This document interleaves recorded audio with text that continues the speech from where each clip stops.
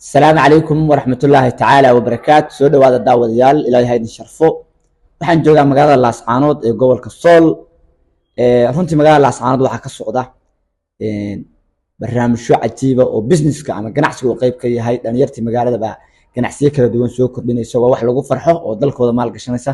Saaki waxaan joogaa idin kala soo hadlayaa xafiiska shirkadda Soso.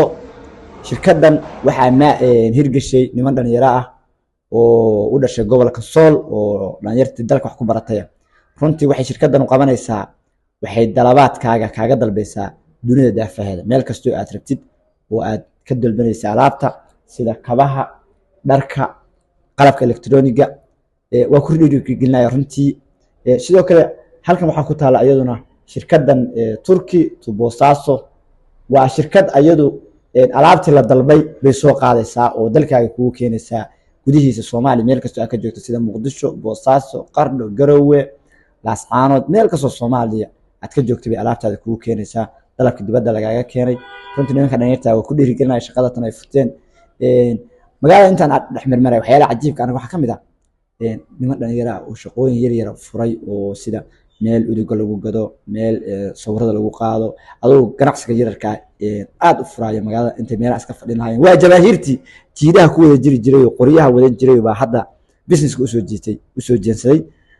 markay jiidaha ka qaraxdana waxay ii sheegeen inay ay qoryahooda oo xafiisyada ugu tiirsan ay hore usii qaataan. runtii aad baan ugu dhiirigelinaya. marka shirkaddan si gaara baan saaka usoo booqday, niman jamaahiiro saaxiibaday baa la igu soo dhaweeyey, waan uga mahad celinayaa. shirkadda kusoo xirnaada, shirkadda Soso iyo shirkadda kale alaabta keenaysa.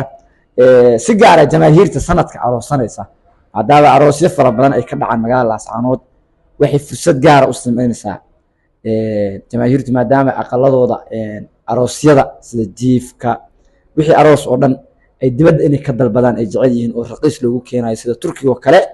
waxaan ma arki jirnay alaabihii qalabkii Turkiga oo lagu gado meelaha lagu gado aqalada dibadda qiimo jaban kaaga keenaysa. marka laga faa'iideysto lambarada iyo xogta qaybta hoose ku yaalin insha Allah kala xiriira.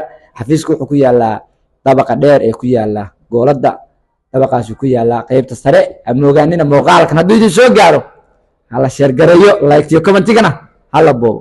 subax wanaagsan.